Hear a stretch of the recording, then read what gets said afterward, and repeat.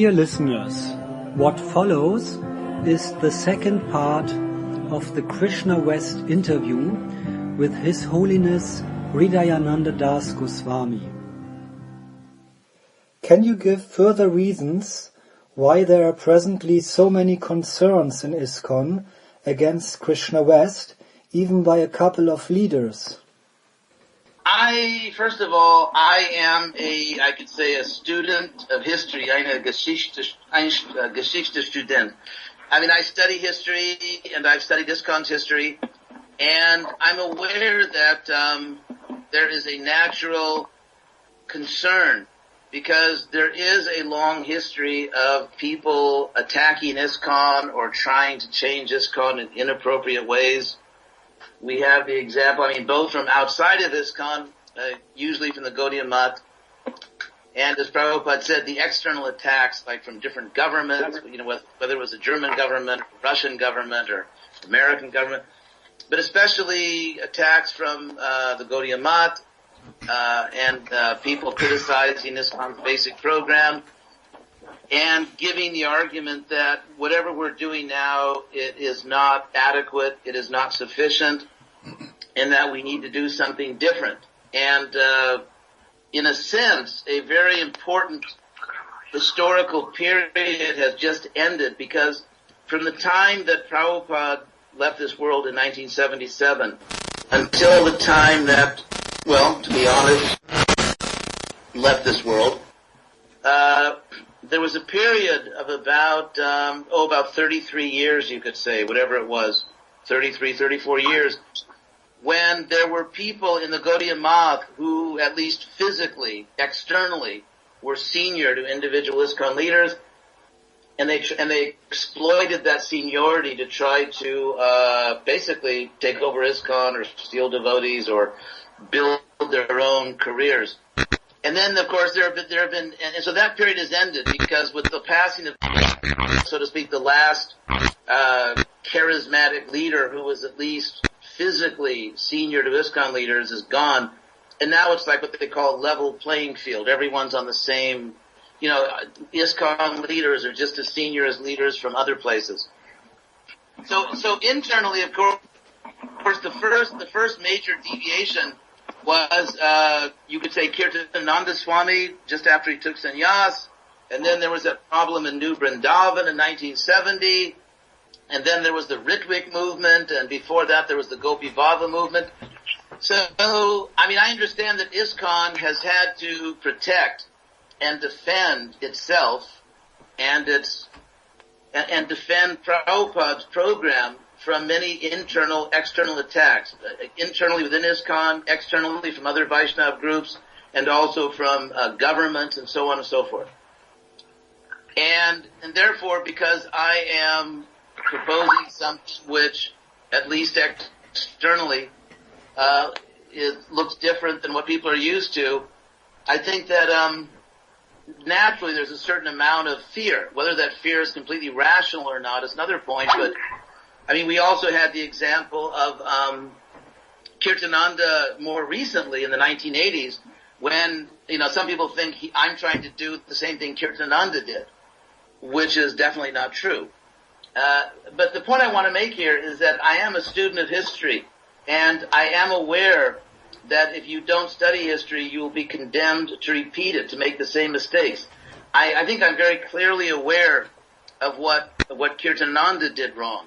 I'm aware of all these things. I personally have defended ISKCON, for most of my life from these attacks, and I am convinced on rational grounds, based on what Prabhupada's own statements in Shastra, that I am not just the latest deviation, that this is actually something which is very much within Prabhupada's instructions. And so, I won't go on forever. I'll just say a few more words, just very briefly, and then we can discuss why and how I think that what I'm doing is within Prabhupada's teachings. If you look at Prabhupada's statements on external culture, and by external culture, I mean things like dress, architecture, cuisine, musical styles, and so on and so forth. Prabhupada, as in many other areas, Prabhupada actually gives two different kinds of statements. On the one hand, Prabhupada definitely felt comfortable with things like dhotis, saris, Indian cooking, and so on. And he connected it. He sometimes talked about it as Vedic culture and so on and so forth. On the other hand, there are many statements from Prabhupada, not a few. There are actually many statements from Prabhupada, very strong statements, where Prabhupada insists that these things are not important and that we don't care about these things so much. And what we really want is preaching.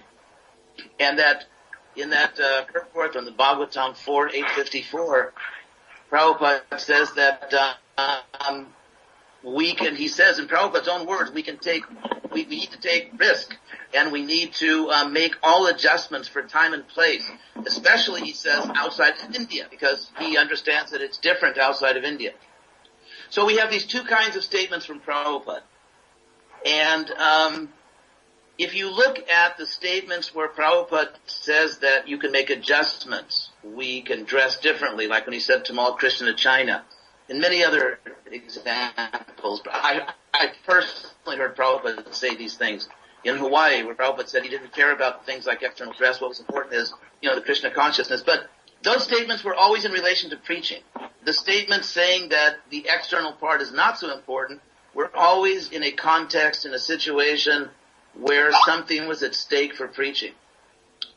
So the question, if Prabhupada, let's say, if we had the blessing of Prabhupada physically being with us right now, and if Prabhupada saw that, in fact, I think just objectively, any objective historian would say that our Western preaching has significantly decreased in terms of how many devotees we make, in terms of our public influence. And I think there's no question that an objective historian would say the Western mission has significantly decreased. And so what Prabhupada would say in response to that, the statements that Prabhupada made before, he made in a situation where everything was working. The movement was expanding. Actually, it was expanding so quickly. The problem was not that the movement was not growing in the West, as Prabhupada admitted to some of his personal friends in Bengal. The problem was it was growing so quickly, he was trying to keep control of it. Lakshmi Moni can give you the exact sources. So to say that, I think if we study Prabhupada, at every time that the movement was really in serious trouble or not doing well, he would make an adjustment. I believe, and I present this as my belief, I am very much aware that I am not the Acharya of ISKCON. I have no desire to be the Acharya of ISKCON. I'm not qualified to be, and I think that devotees that leave ISKCON and try to make their own movements actually become ridiculous, because Prabhupada is the only devotee that actually has the purity and the spiritual potency to create an international Krishna conscious society. So this is my opinion. My opinion is, based on my study of history, including the study of religions, the study of ISKCON, is that at the present time we have to try to make these adjustments. I'm not trying to change the temples. I have no interest in going to temples in Germany or France or America or Brazil or anywhere and telling the GBCs or the temple presidents, you should do this, you shouldn't do that, this is right, that's wrong. That's their business. But at least we should try, because Prabhupada gave two kinds of statements. And ultimately Krishna will reveal whether I'm right or wrong. Ultimately I don't know, and ultimately you don't know. Actually only Krishna knows if this is the right way to go forward. And so because I'm acting within Prabhupada's statements, within ISKCON, and either it works or it doesn't work. And if it doesn't work, then it doesn't work. If it does, it does. So the last thing I want to say is that, and I'm not asking you to be a guinea pig. I'm not asking you to let me experiment on you. I'm interested in going out to new people. The last thing, Kirtananda deviated in 3 ways. And Krishna West does not deviate in any of those ways. Kirtananda actually changed our philosophy. We're not doing that. Kirtananda changed the basic morning program. We're not doing that either. He didn't chant in Sanskrit. chanted in English and basically just changed the whole sadhana. And also, Kirtananda was not loyal to ISKCON. And we are. So, Prabhupada many times says, don't change anything, but other times he says you have to adapt. So I think you can find that there are three things that Prabhupada said you can't change, which are our philosophy, our spiritual practice, basic spiritual practice, and our loyalty to ISKCON. So we're following all those things, and we're trying to see if this will work. Anyway, thank you very much for your patience, and Hare Krishna. How did Kirtanananda Swami exactly deviate from the authorized path of Krishna consciousness chalked out by Srila Prabhupada? When Kirtananda first deviated, I think in 1968 or whenever it was, he was going to the temples and he was ignoring the temple authority. He was ignoring Prabhupada's authority and he was ignoring the temple president's authority. There was no GC then. And telling the temples to change. We are not trying to change temples. That's what agitated Prabhupada, is he was trying to change the temples. And then when he deviated later in the 1980s, in the 1980s, I was actually asked by the GBC to write a paper on New Vrindavan. I'm the person that wrote the paper, the GBC paper, that ultimately settled the issue of New Vrindavan and Kirtananda back then. And Kirtananda was making statements that if all the GBC disagree with you, then he said they're all wrong. Every one of them is wrong, because he explicitly presented himself as the Acharya, that I am the Acharya, I know more than everyone else, and when ISKCON would not do everything that he wanted, he left ISKCON. So that's how he was now. Many devotees already preach in Western dress, for instance, at universities. So what is the new thing with Krishna West? Is it just another of those so-called bridge preaching tactics? Here's the point. The non-devotees, many of them, are not stupid. And if someone is going to join something, they want to know, where does it lead? If I take this road, where will I go? If I get on this bus, where is it going? And so it's a fact that when we go to the universities and so on, that we have success and however, ultimately, these are bridge programs. And before people get on a bridge, most people, they want to know what's on the other side of the bridge. And, for example, in Los Angeles, they have a house called the Bhakti House, which is meant to be like a bridge program. It's sort of modeled after, it's not identical to, but it's modeled after Devamrita Swami's programs. And so I've talked to some of the leaders, the main preachers, the Bhakti House in Los Angeles, and what they say is that most of the people that go to the Bhakti House, or a lot of them, at least half, perhaps most of them, do not want to go to the temple, and therefore, after some time, they stop coming, and they have to get new people, because people, they know where the bridge is going, and most people don't want to go there. In my opinion. That's my view. And so, I believe we need to offer people the chance to be, he said to Prabhupada, I think we need to give people the opportunity not simply to take a bridge to India, but actually to be German, to be American, and to become pure devotees, as Germans, as Americans. And if we insist that in order to be a first-class devotee, in order to be fully respected in ISKCON, and so on, in order to really be Krishna conscious, you have to immerse yourself in Indian culture. I believe history shows that it's just not going to work. And it's not working. If I could say one more thing here, I believe one of the biggest problems we had in the early days of the movement was the belief that we were beyond the laws of nature.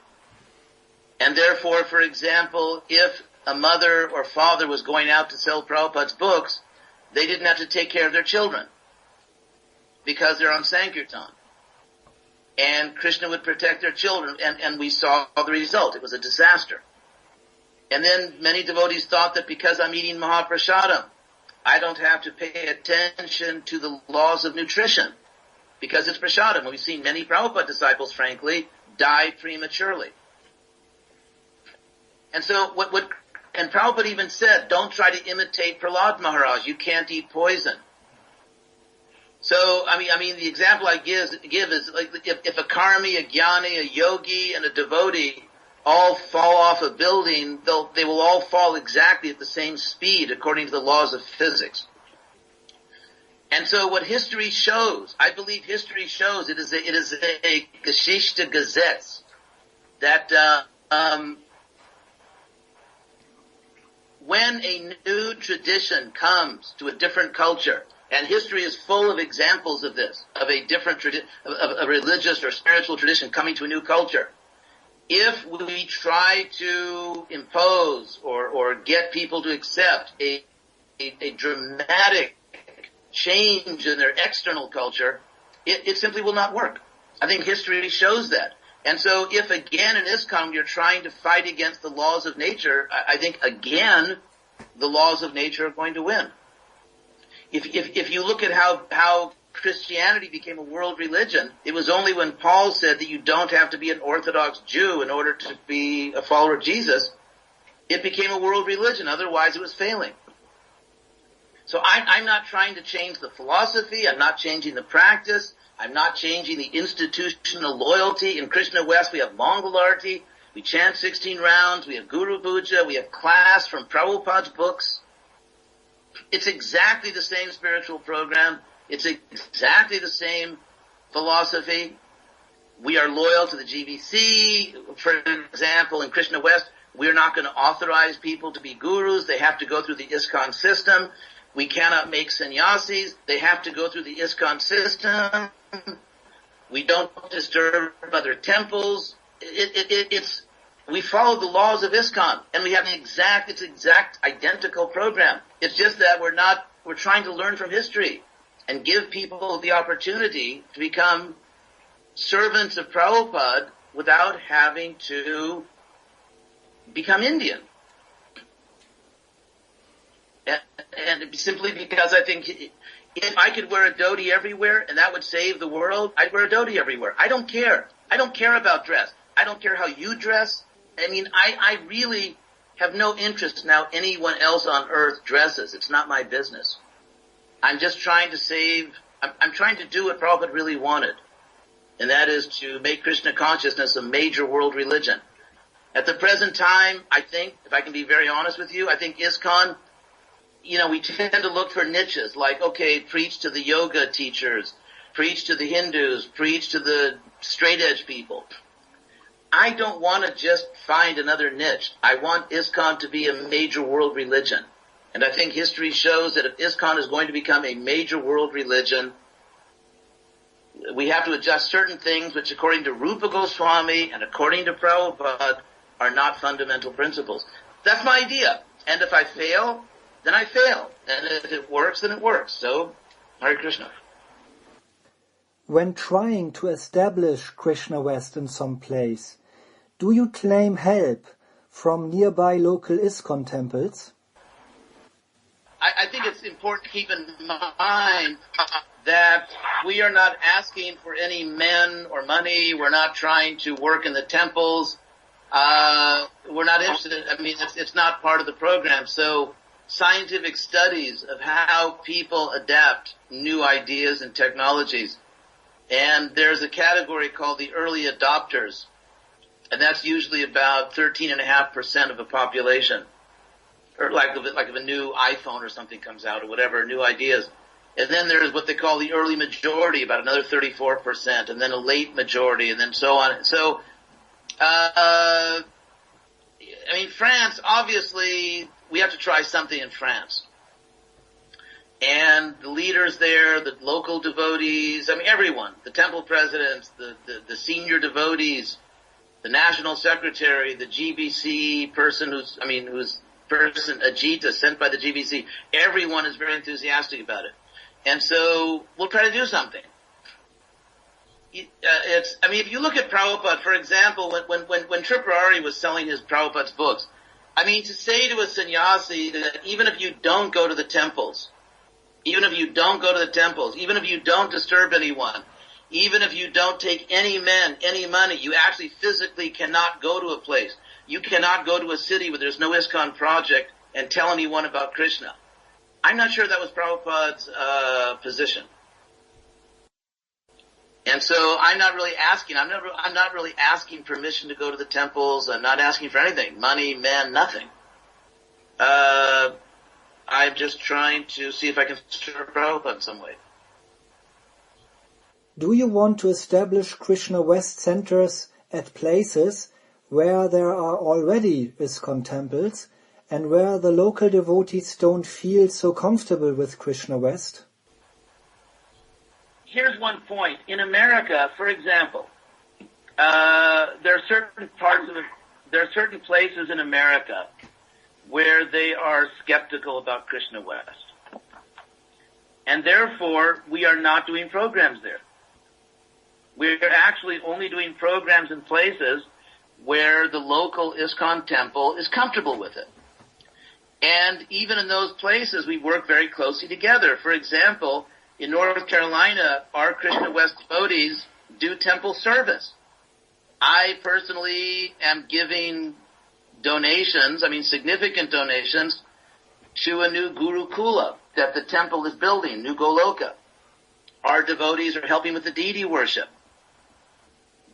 So, therefore, we would not, let's say if we did something in Germany, we would not do anything in a place unless the local temple or local authorities wanted it, unless they were comfortable with it. And if we did do something, we would work together as one family. And so what we're finding, for example, in North Carolina and other parts of America, is that this program is actually energizing the temple. We're not, and our devotees, when they go to the New Goloka, they follow the rules of New Goloka. So to work for us to do something in Germany would always mean only work in places where the local devotees wanted to follow their rules, and if the local temples didn't want it, to go somewhere where we won't bother anybody. But it's, the point is to grow ISKCON. This is not, I really need to emphasize this. I am not, frankly, I may have I do have my defects like everyone. But I'm not a fool that's trying to start a new movement. I'm not trying to compete with ISKCON. I'm trying to serve ISKCON. This is meant to benefit ISKCON. It's, I'm not qualified to be the leader of a movement. I don't have the purity. I'm just not qualified. I'll say it openly. I tell my disciples that. I am not spiritually qualified to be the leader of a movement, of a world movement. But I think I can serve Prabhupada's movement. So whatever we do in Germany or anywhere else is just meant to help the temples to grow, to try to make more devotees, to try to build ISKCON, not to compete with it. In regard of Krishna West, you often said that you want to establish Krishna consciousness as a major world religion, because some devotees feel more comfortable, they say, in Indian dress like dhoti, kurta and sari, and they say it helps in some areas to establish ISKCON as an authentic part of Hinduism. So, is there maybe a way to do both Krishna West and Krishna East? Yes, absolutely. There are devotees, probably many devotees, who feel more comfortable and more Krishna conscious with the Indian style, and we respect their right to do that. As far as making it a world religion, not that I'm going to go around Germany and say we want to be a world religion, but rather just to grow so much, to make it so big that it actually becomes that. And so, whatever ISKCON is doing, we accept it, we respect it, we're not trying to change it. And we actually, if you look at my history, I have a history in ISKCON. I'm not a new person. I've been serving in ISKCON for almost half a century.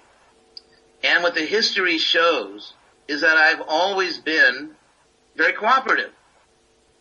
If you look at the history of GBC meetings, my zone for 30 years probably gave less trouble to the GBC than any other zone, perhaps in the world. Like every year we met in Mayapur, there just weren't any problems for my zone. Even when they had that guru reform movement and all of ISKCON was so agitated, there were no leaders from my zone that were involved in it. Why? Because we were doing things nicely. We weren't offending people. We were trying to respect everyone. We were respecting Prabhupada's disciples. So the whole history of my leadership in ISKCON is a history of doing things cooperatively, peacefully, not causing trouble in ISKCON when I actually do projects. That's just the history. So at this point in my life, I'm not going to just go backwards. And why would I begin now at the age of 65 to become just a big troublemaker in ISKCON? You said that there are 3 things that will not going to change in Krishna West, namely the basic spiritual practice, the philosophy, and the loyalty towards the institution. So, what is exactly going to change?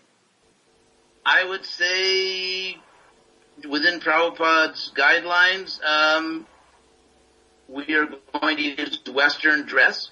But again, not any Western dress. It's not that someone can come in a temple wearing, any crazy dress. The standard is the mode of goodness. If we go into a temple, we respect it. I mean, you'd say our own centers. So I'd say, Prabhupada personally said in my presence in Honolulu, because some leader had left the temple and was complaining, didn't want to wear dhoti. And Prabhupada said, I was there, he said, I don't say you have to wear that, but at least dress like a gentleman. If you look at Prabhupada's statements, he was always worried that his disciples would become hippies again. They would become degraded. So it would be dressed like a Western lady or gentleman, a respectable person. Could you be more specific here? What does it exactly mean for male and female devotees in Krishna West? I would say in America, and from what I've seen, Europe, because I actually watch the European news every day, and I think I know as much about what's going on in Europe as the devotees, because I see it every day in the news. For example, for men, wear some kind of pants with a belt, with khaki pants, slacks, something which is what they call, in America, they call it casual dress. It's respectable. It has been a respectable way to dress since I was a child. In other words, in 60 years in America, it's still the same. Fashions come and go, but there's a basic respectable way to dress that has not changed in 50 or 60 years. So I'd say wear a collar shirt, pants, a belt, like a gentleman. And a lady dressed chastely. I would say, as we all know, a sari may be chaste, and some women wear saris as if they were on stage in Las Vegas. I mean, we all know that in the Western world, covering your head, but, exposing your stomach is not considered, conservative. Could you give more details here for women's dress? Okay, I'm kind of afraid to tell women how to dress, but I would say dress which is chaste, which does not expose parts of their body which, were inappropriate. So that they dress in a way that it does not, they can wear dresses, they can wear, whatever, but just, women's dress that is conservative and appropriate and respectful. Because what I tell people, men and women, I tell women this all the time, that when you dress, you must dress in a way so that you do not make people forget Krishna and think about your body. Because if you do that, that's an act of violence. And when a woman dresses in a way so that she does not attract the inappropriate attention of men, that is an act of compassion and love, and that shows she's civilized. So I don't say merely Western dress. I say that dress in a way which is conservative. Like take, for example, Hillary Clinton. Hillary Clinton was voted the most influential, respected woman in the world in an international poll. She dresses in a way in which it's absolutely not erotic. There's nothing sexual about it. I mean, whether it's the top part of her body or the bottom, I mean, it's completely chaste and conservative. And that's the way she dresses.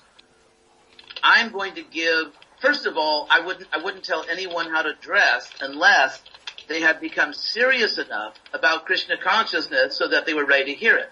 I'm not going to go give a lecture in a university in Germany or America and say, everybody should dress this way or that way. But even then, I explained it, Phil, Prabhupada once wrote me a letter. When I first started preaching in the universities, Prabhupada wrote me a letter and said, do not present Krishna consciousness as a bunch of rules. Present it as the most sublime philosophy. So when I tell people, and I do tell people this, I tell people that you should dress in a way that you do not distract people from self-realization. Don't dress in a way that makes people forget God and makes them think about your dying body. Because if you do that, you're not helping them. That's not compassion. That's not love. Help people to be Krishna conscious by the way you dress. And my experience is that when I explain this to intelligent people, they agree with me. They think it's a great idea.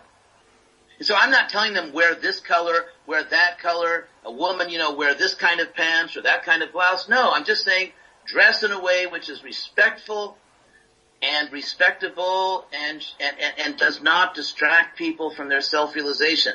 And I find that the people I deal with, intelligent, educated people, they get it. They understand it. It makes sense to them. If you look at Mormons, Mormons, poor Mormons. But anyway, they have their white shirt and their tie, the men, the women dress a certain way. Everyone knows it's a Mormon, and yet it's Western. It fits in more with the culture. Or if you look at the way Orthodox Jewish women dress, or if you look the way, for example, like the women in America and also in Germany, there are women who are ministers, like Protestant ministers. And so there is a standard. Everyone knows what it is. It's not a big mystery. And as far as leggings and, exposing your body and exposing your chest or exposing this or exposing that, everyone knows that is not appropriate for a religious person. Everyone knows that. Why do even devotees sometimes dress inappropriately in Western clothes when coming to the temple? I'll tell you exactly why they're dressing that way. Because we teach rules, but we don't teach culture. For example, we teach the rule is that you should wear a sari.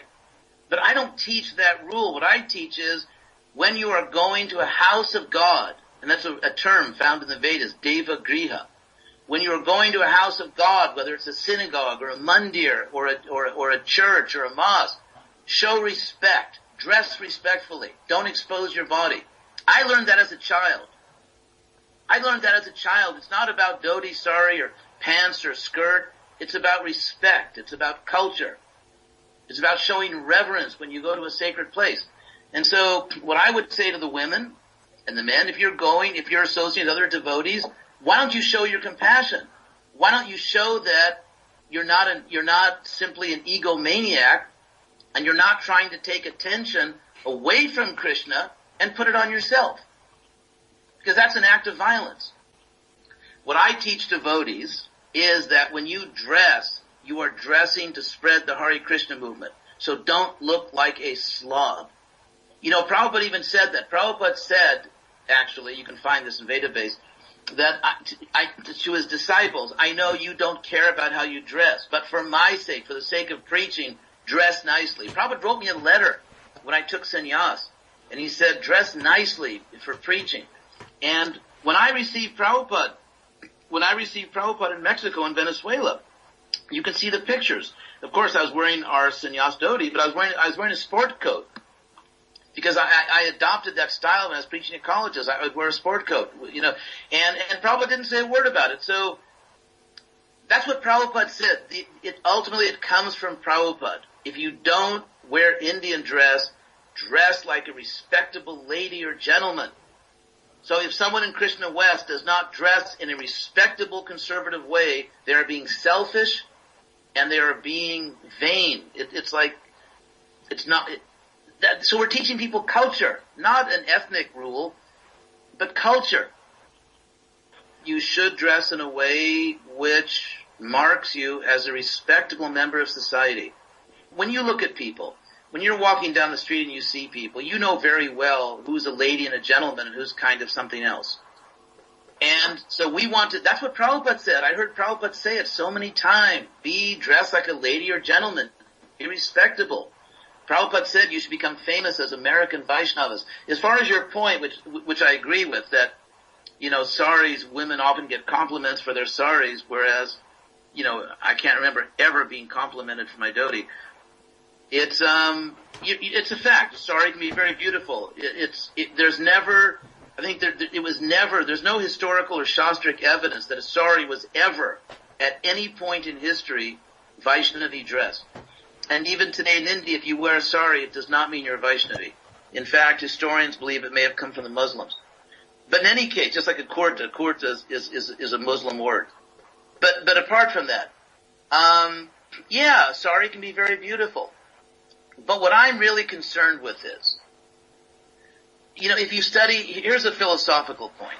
If you study the relationship between devotees and non-devotees in the Bhagavad Gita, what you find is it's Veda. On the one hand, Krishna talks about his devotees as a special community. Mad Bhakta, my devotees. So they are special. On the other hand, Krishna many, many times in the Gita speaks about everyone as one single group. I'm in the heart of all beings. All living beings, as they approach me, I reciprocate. There's so many statements where Krishna talks about everyone as a single group. And so I believe that when we go out in public, we have to express or communicate that philosophical truth. People have to see that, yes, you're like me. You're a German or you're an American. You're a respectable person. At the same time, you are doing something special. You're chanting Hare Krishna. So I think we come to the point where people identify with us. Yes, they think I'm a German, and I see that you are a respectable German, and yet you're chanting Hare Krishna. So why? As opposed to going out there and being so absolutely different that people can't identify with us. And if you look at Lord Chaitanya himself, all of our historical evidence in Chaitanya Charitamrita and Chaitanya Bhagavat is that Lord Chaitanya dressed like everybody else when he went out in public. And his devotees dressed like everybody else. And they were respectable citizens. Prabhupada once said to me in Mayapur that because he was being criticized for flying on commercial jets. And Prabhupada said to me, should I be a fool and walk everywhere imitating Mahaprabhu, or should I take the jet? In other words, of course I'd fly. So, if you want to do everything like Lord Chaitanya, give up your computer, give up your car, don't take the train, don't fly in planes. If you actually want to live exactly as Lord Chaitanya did. So, that's how I feel. I feel that I want people to identify with me. I want them to think that, I'm like you. I'm a person. I'm a real person. And yet, I'm following Prabhupada. So let's talk about it. There was one argument that Krishna West is maybe something like Martin Luther has established.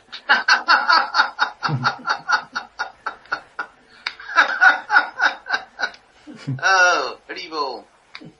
And I wonder... Oh, okay. Yes, yeah. Please. Yeah.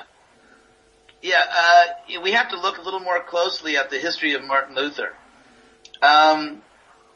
Martin Luther began, the trigger for Martin Luther was church corruption.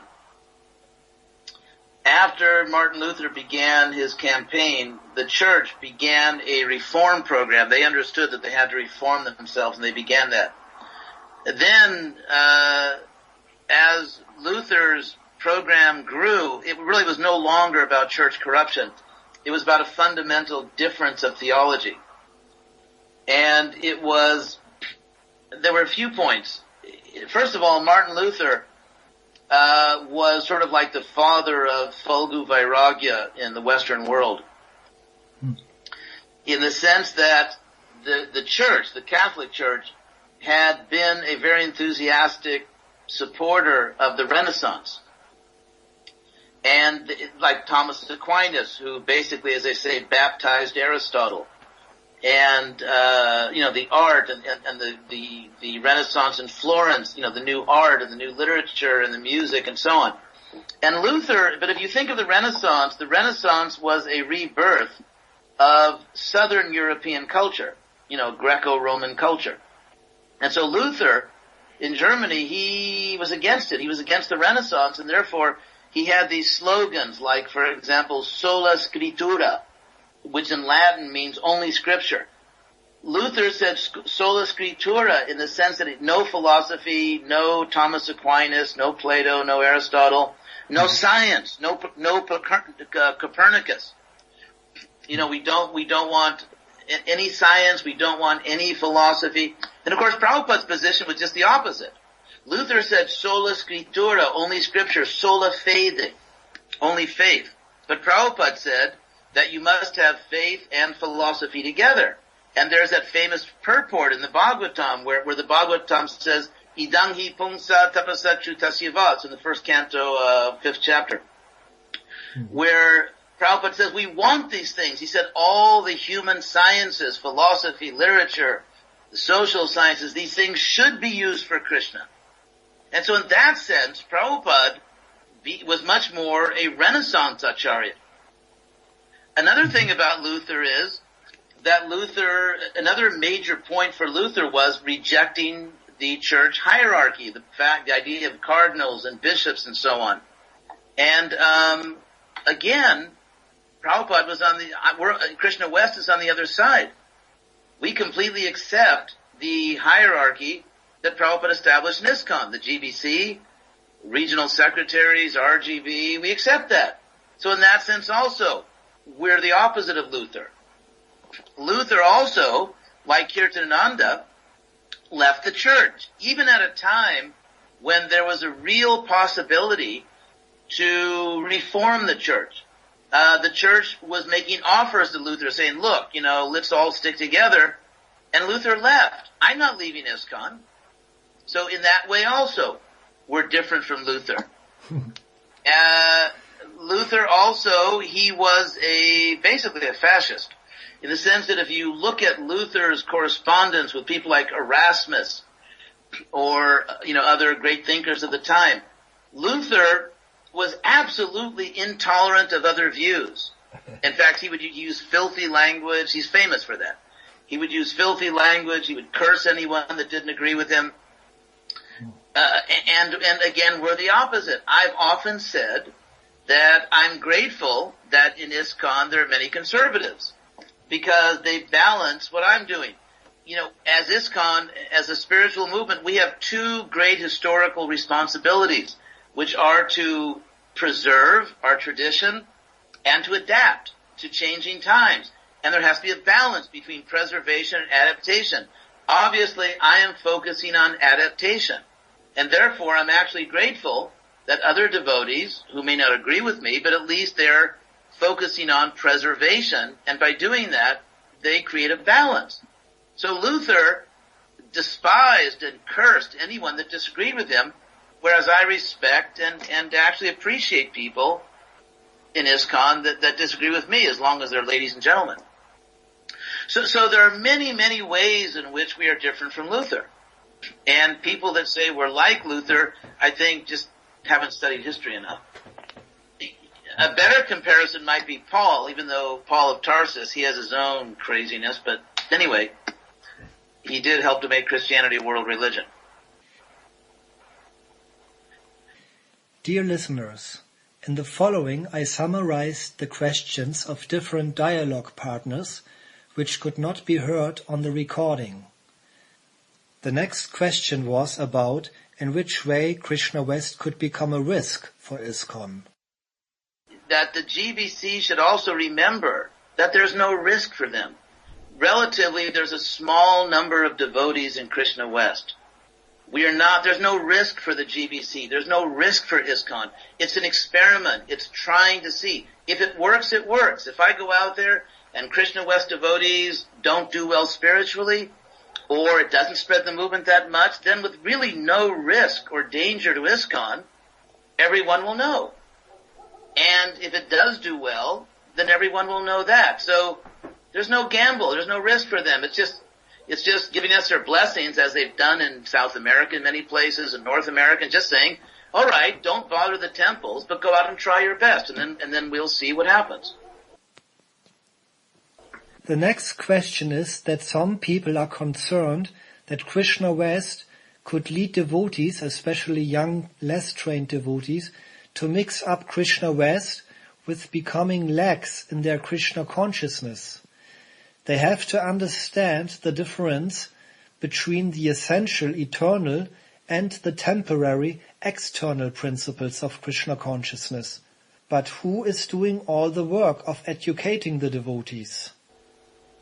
Actually, and this is very interesting, I've received so many letters from young devotees that say, you kept me in ISKCON.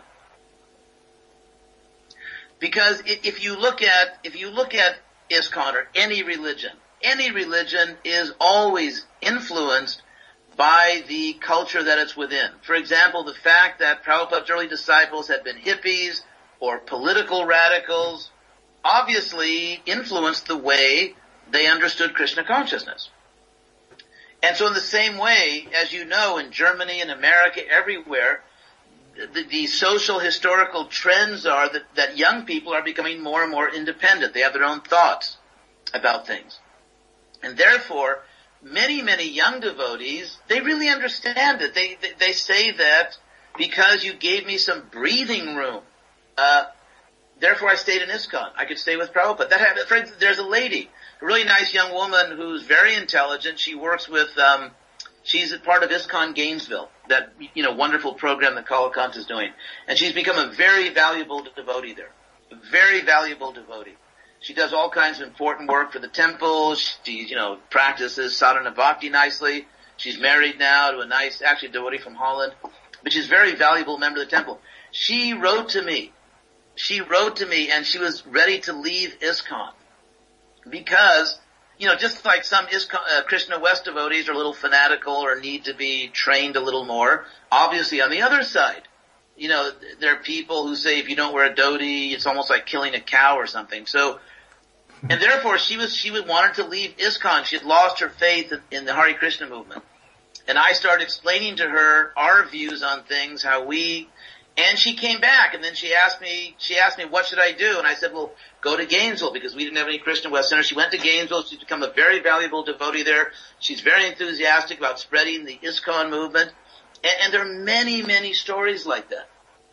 I think the problem is, you see, what I tell these young devotees or older devotees, what I tell them is that in ISKCON, there's variety.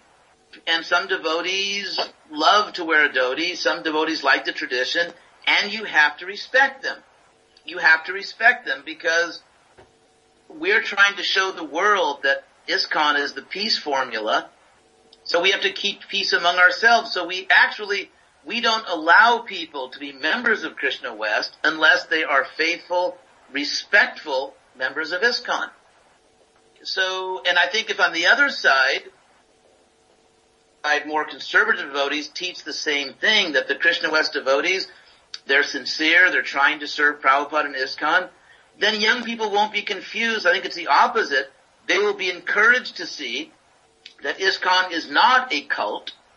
It's not just this, coercive groupthink, that within under Prabhupada's shelter, there's actually room for individuality and a little creativity as long as you follow basic rules.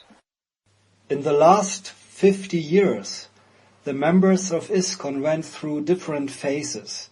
In the beginning, many of them were very extreme regarding missionary activities, not caring at all for their own material needs. Then, in the 1980s and 1990s, many of them went to another extreme, only caring for themselves and completely neglecting the mission. Is Krishna West perhaps just another reaction of previous extreme behavior? That's a very good point. It's Hegel, another great German philosopher, Professor Dr. Hegel, who made the point about the dialectic. It's like a pendulum. The more you go to one extreme, the more you create an equal and opposite extreme. So Krishna West is actually bringing devotees back to ISKCON. It's bringing devotees back to ISKCON. It's bringing ISKCON devotees back to active preaching service. People that have stopped preaching and they're preaching for ISKCON. And I can tell you frankly that the leaders of Krishna West, our regional leaders, are almost more conservative than I am, in the sense that they're extremely loyal to ISKCON, and they're very loyal to Prabhupada, and they insist that we be loyal to ISKCON. I mean, not that I'm saying something else, but the leaders of Krishna West around the world are very, very loyal ISKCON devotees. And like you said, it's giving people space within ISKCON. You don't have to leave ISKCON to have a little more freedom. You can be in ISKCON. You can serve Prabhupada's mission. Mm-hmm. So I think it's, and that's what's happening. What's happening in the real world is that devotees are coming back to ISKCON. ISKCON devotees are coming back to preaching. Everyone accepts, the GBC. Everyone accepts Prabhupada. Everyone's happy. It's actually a good thing.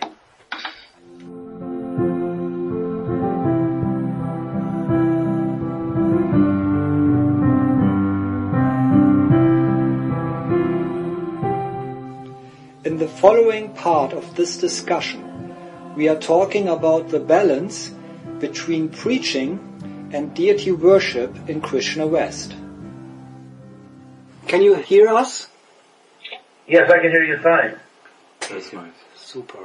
So, that expression that I gave you in English is a rising tide lifts all boats. The idea is that as Krishna West grows, it'll grow because it helps everyone. Yes. I mean, inevitably, because we are not going to have elaborate deity worship, so Krishna West devotees will, of course, we'll have worship at an altar, but they will go to the traditional temples for deity worship. They'll give donations. They'll do service. We are not teaching our devotees that the temples are bad. Mm-hmm. Our Krishna West devotees do service at the temples. So in other words, there is no real deity worship in a Krishna West center? There's the type of deity worship that we did when Prabhupada was here in preaching centers. Okay. And it's the same that's what Prabhupada established in preaching centers. And Prabhupada personally instructed me not to get into elaborate deity worship. He told me that. Why not? Oh. In 1974, when Prabhupada made me the GBC, I was in his room in Mayapur. Yes. And he said, you should focus on preaching, book distribution. He said, let others build the temples and do deity worship. In other words, and he actually said that myself and the people I work with. So the fastest growing religions in the world don't necessarily have elaborate deity worship. So I personally love the deities. I mean, if I'm ever in a place where there are deities, I always go to see the deities. Mm-hmm. And just like everyone else. I mean, I love the deities the way everyone does. It's just that we will be focused on teaching, on trying to attract specifically actually intelligent people who are activists. People who want to really help to change the world. Mm-hmm. So that's very interesting. I mean, they'll be trained normally. They'll learn what the deities are and they'll worship the deities. Yes. Yeah, we're just trying to.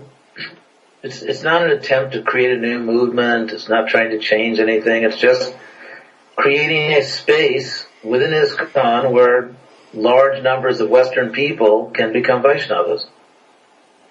Mm-hmm, mm-hmm. Yeah, that's a new thing I hear, that you are not so much concerned about deity worship for Krishna West centers. Well, I'm following Prasami. I mean, our centers will have Mangal Arti, Guru Puja. Mm-hmm. It's a normal ISKCON program. it's the same kind of program we did when Prabhupada was here. I mean, for years, Prabhupada was very pleased. I was traveling around preaching at colleges in America, and we just, we do kirtan. We had pictures of Parag, Panchatattva, Radha Krishna, and Prabhupada was completely happy. In fact, when we took sannyas, Satsarupa asked Prabhupada if, as sannyas, because we took sannyas at the same time, he asked Prabhupada, should we take deities? Or maybe Vishnu Jana asked him. I think Vishnu Jana Swami was there. And so he asked Prabhupada, should sannyasis travel deities? Prabhupada said, no. Just preach. So again, devotees who really want to have a lot of deity worship, they'll go to the temples. So the temples should be happy. So we'll send them devotees. So in other words, your vision is that there will be traditional ISKCON temples like we know them since decades, and beside that there will be more and more Krishna West centers. Yeah, we are not specifically targeting places where there's already an ISKCON temple. And we have not gone anywhere without the invitation of the local leader. We're not, in other words, we went to North Carolina because the local GBC and the temple leaders, they wanted us to go there. So if there's so many good places where there's no temple, if in a particular city, the devotees don't want Krishna West, then we'll go somewhere else. The point is not to attack and disturb ISKCON projects. We're just trying to spread the movement. So personally, I would be perfectly happy to go places where there isn't a temple. And if a temple feels that they would like this program in their area, I mean, this is the real fact. If we have success, if we don't have success, then the whole discussion is irrelevant, because then no one needs a Krishna West Center. But if we are actually successful, if this actually works, then I'm quite sure we will get many invitations from many temples saying, let's do something together. Okay. Because it's not going to hurt the temple, it's going to expand the temple. Okay. So in other words, the traditional ISKCON temples, they will stay as they are, and beside that there will be Krishna West centers maybe all around, and those who are... Yes. Well, yeah, the temples will, of course the temples. I mean, Prabhupada set up ISKCON so that we have a management structure. I have no authority to tell a temple what to do. I'm not the GBC, I'm not the temple president. I have no authority. I can't tell them anything. Yes. So if, like in North Carolina, the devotees there, from the GBC to the temple president, everyone was begging us to come. And so we're not, Krishna West is not, we only work in places where we're welcome, and we do everything possible to keep good relations with the other devotees. Maharaj, now the question may arise, okay, then it sounds that Krishna West is again more like a bridge program, because the temple with the deities, with the traditional custom, is in the center, and if people want to become more serious, they will gradually move their attention towards the regular temple. Is that right? Not necessarily. For example, I believe that when Prabhupada gave me sannyas, I became more serious, not less serious, and the center of my life became not puja, but traveling and preaching. Prabhupada said very clearly that the temples have to keep a balance, or our movement has to keep a balance between Bhagavad Vidhi and Pancharatrik Vidhi. In other words, worship and preaching. Prabhupada also made clear that the temples keep this balance, but that the main program is Bhagavad Vidhi. So Prabhupada's own instructions are, very clearly, the center of the temple is preaching. And then we do deity worship in order to keep strong, because we all need to worship Krishna in order to keep ourselves pure and strong. In America, for example, the center has shifted. The center is the deity worship, not the preaching. Yes. In most temples. And that's not exactly what Prabhupada established. I mean, we all understand the way in which the deities are the center, because that's the most holy. In other words, for us, is the temple, the deities. Mm-hmm. At the same time, when Prabhupada personally was living in Los Angeles, and the temple then was not on Watsika Avenue, it was the older temple on La Cienega Avenue, mm-hmm. And that's the first temple I visited when I wasn't even in the movement yet. That was 1969. And their system was that every day, maybe not Sunday, but 6 days a week, all the devotees in the temple would go out on Sankirtan. And one devotee would stay back with the deities. Mm-hmm. So, if you want to say the center of that temple was deity worship, no, I think the center was Sankirtan, and that's the temple that Prabhupada was personally organizing. Mm-hmm. That's the temple that Prabhupada I was personally in again, I'm not minimizing deity worship. We all love the deities. We all understand that Krishna is the deity and the deity is Krishna. But I saw a letter from Prabhupada where he instructed some devotees who had a preaching center. He told them, he had a little Gorni tie, but they wanted to preach. He said, then just in the morning, put a bowl of dried fruit or nuts on the altar, and that's it. Just go out all day. Mm-hmm. So, and there's one last story. Again, these are Prabhupada stories, it's not, this dangerous Hridayananda Goswami. This is Prabhupada. I was in Prabhupada's room. I was sitting right next to him. And a devotee, Prabhupada received a letter from the temple president in New Delhi. And that was before ISKCON built a temple. It was just a rented house. Mm-hmm. The devotee was a good manager with things, but he didn't work well with people. And so basically all the devotees had left the temple. Even his wife, I think. All the devotees had left the temple, and he was alone in the temple, and they had Radha Parthasarathi. Mm-hmm. So he's explained to Prabhupada in his letter that because he had to maintain the deity worship, he could not go out and make life members. Therefore, he could not afford to pay the temple rent. He gave up the temple and rented a smaller house in an inferior neighborhood, a neighborhood which wasn't as good. And I remember I was sitting right there with Prabhupada, right next to him, and Prabhupada was unhappy and said to me, he has done the wrong thing.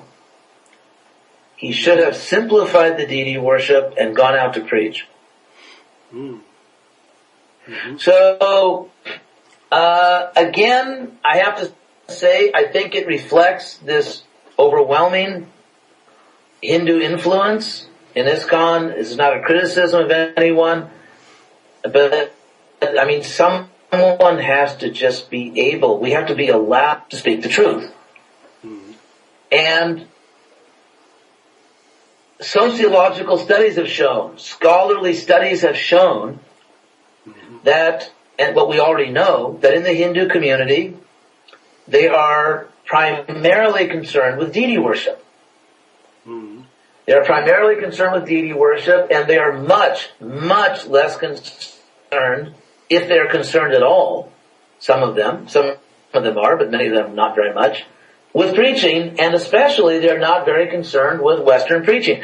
I've seen as a GBC in American cities where some of our Indian devotees will have, Namahatta programs, and they invite other Indians. Mm-hmm, mm-hmm. So, the point is that in many American temples, it is the Indian congregation that is the temple economy. They're supporting the temple, they're giving donations, they're paying the bills, and the temples are very concerned with keeping their congregation satisfied, as they should be, and, so that because to reciprocate with them and because they're maintaining the temple. And what does that congregation want? They want deity worship. Mm-hmm. They want rituals. They want elaborate puja. And so, the idea that the center of a temple is the deity worship, yes, in one sense, that's true.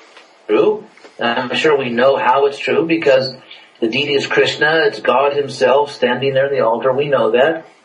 But in another sense, Prabhupada made very clear that the center of the temple, or if I can use a different language, not center, but the most important activity in the temple is preaching. Mm-hmm. What actually happened in America, because I've seen it as a GBC and working with temples, is that in many temples, because of changing conditions in America, the 60s and 70s were over, people stopped joining the movement and for various things. And so I've seen so many North American temples, they almost eliminated the preaching, but they kept the deity worship. So if you had a temple, let's say that once had 80 devotees, and maybe 25 Brahmins, mm-hmm. and now there were maybe 12 devotees and 3 Brahmins, mm-hmm. that they would keep the same level of deity worship. And the preaching would just stop. All the preaching was just focused on people, mostly Indians, who would give money to support the temple and the deity worship. So this, in fact, is a radical transformation of a typical Prabhupada temple. Mm-hmm. It's a radical transformation. No one notices that. No one says, well, wait a second, didn't Prabhupada say? If I say I'm not going to wear a dhoti, it's the end of the world, the sky is falling.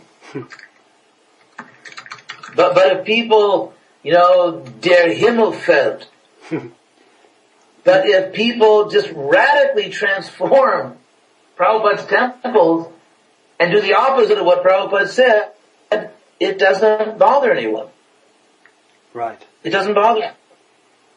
So, what can I say? Of course I love the deities. Of course I need the deities. I pray to the deities, just like everyone does. But the most important activity in the temples is preaching. It doesn't mean we offend the deities. But Prabhupada personally said to me that you can simplify the worship if necessary to keep the preaching going. This is exactly the opposite of what happened in many, many Western temples. Mm-hmm. They did exactly the opposite. Yes. It's just like, they have a saying, don't try to be more Catholic than the Pope. Yes. Versuchen Sie nicht sein katholischer als der Papst. Genau. So, to give a typical example of this, to give a good example of this, in Los Angeles, when they bought the property on Watsika Avenue, and the devotees assumed that we will take the most beautiful room, which was the sanctuary, and make it the deity's mandir.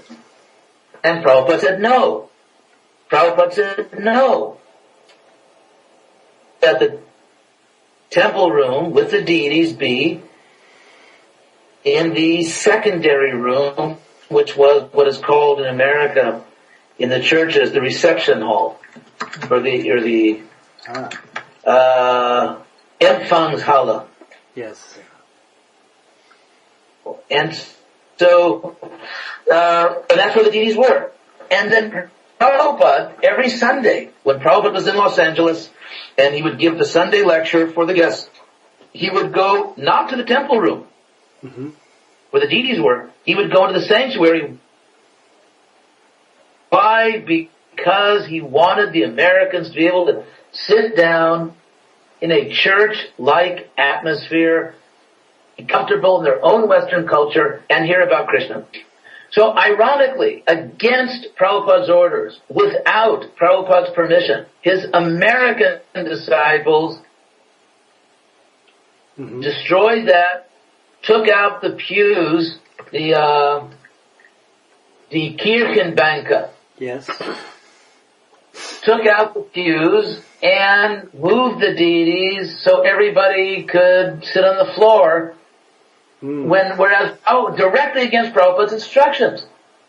So no one notices that. I mean, it's so here you have a case where Prabhupada is trying to make Americans comfortable, and the devotees are trying to make everything Indian. So, for example, there was a what's called a signboard in front of, like in every church, tafel. Yes. Ein Schild. Where they in every church where it gives the information like what the sermon is, who the priest is.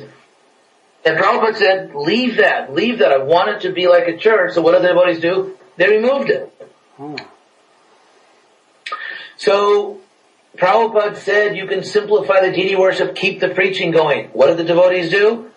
Eliminated the preaching, kept the deity worship exactly the same level, even if there were 10 times less Brahmins. So I have direct instructions from Prabhupada.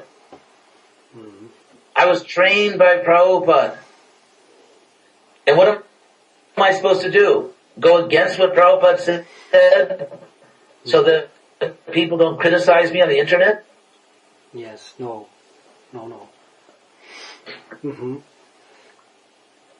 When preaching Krishna Chandrasekhar has a question. Speak louder. When Krishna West centers become bigger and communities develop around them, then do you envision then having deities with Western pujaris dressed in Western clothes, or keeping no deities still in larger? Well, that would be a very wonderful problem to have. What do we do? Because I would say that we'll just have to see what's practical. We are members of ISKCON. We will work within ISKCON laws, and just see what's best for saving each country. I'm not anti-deity worship. I'm not anti-India. I am pro-saving the world. And Prabhupada's vision to save the world requires that we have a powerful movement in the West. Yes. It's very simple. What's the next question, Param Shreya Prabhu? Yes, please. No, you. What's the next one? Do, Param Shreya. Do, kannst eine Frage machen. Okay, then I take another question from our list regarding what you have said already about bridge programs. Yes. Let me start like that. Some devotees say we are already doing Krishna West. For instance, we are already preaching at the universities or at other venues in Western clothes. In your opinion, Maharaj, is this already Krishna West? Yes.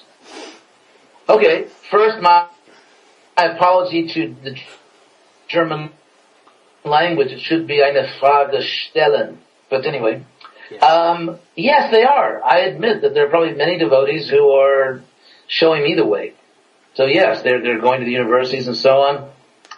However, some people don't like this answer, but I just think it's true. For example, in one major American temple, it's one of the biggest American temples, they have a bhakti house, which is meant to be a bridge program, where they do things more quote-unquote normally. I spoke to some of the main preachers of the bhakti house, and they said most of the people who come to that program do not want to go to the main temple. Yes. They don't feel comfortable. So the point of a bridge is people must desire to go to the other side of the bridge. People don't get on a bridge just because it's a beautiful bridge. People go on a bridge because they want to get to the other side. Right. And what we've seen is, so my point is, it must be attractive on both sides of the bridge. Yes. I believe that people in the West can become pure devotees of Krishna and pure devotees of Prabhupada within Western dress and Western food, again, according to the mode of according to Shuddha Sattva. Shuddha Sattva. Yes. That if people live their life in Shuddha Sattva, purified goodness, that by definition, if you have, let's say, Western food that is Sattva, and Indian food that is Sattva, it's just Sattva. Mm-hmm. So I believe that non-devotees are not always stupid. We may sometimes think they are, but they're not. And we used to think they were stupid because we could go to the airports and tell them this and tell them that and get money and give them books. And then we found out who was laughing last. Because wer zuletzt lacht. Because it turned out in America that we basically destroyed our image, destroyed our reputation, and we almost had to wait for a whole new generation to grow up in America before we had people that didn't think we were, that didn't have a negative view of us. Mm-hmm. So, if you have a program, I believe I want to be very open, very honest, and if I have a program that's a bridge, do people want to go to the other side of the bridge? Some people do, and many people don't. Many people don't. That is a practical fact. So, I want to give people the chance to begin Krishna consciousness and practice Krishna consciousness and achieve perfection in Krishna consciousness without ever forcing them to adopt an external culture that they're not comfortable with. Yes. And frankly, if all these bridge programs were working, we would not need Krishna West. We would have a very powerful movement. It would be just like when Prabhupada was here. You'd go to any temple in Germany, France, America, Australia, in any major city, you'd see hundreds of intelligent, Germans and French people and Australians and Americans. But in fact, that is not what you see. Mm-hmm. So therefore, why say, in other words, what I want is not Western or Eastern. I want success. Because that's what Prabhupada wanted. And so if I believe me,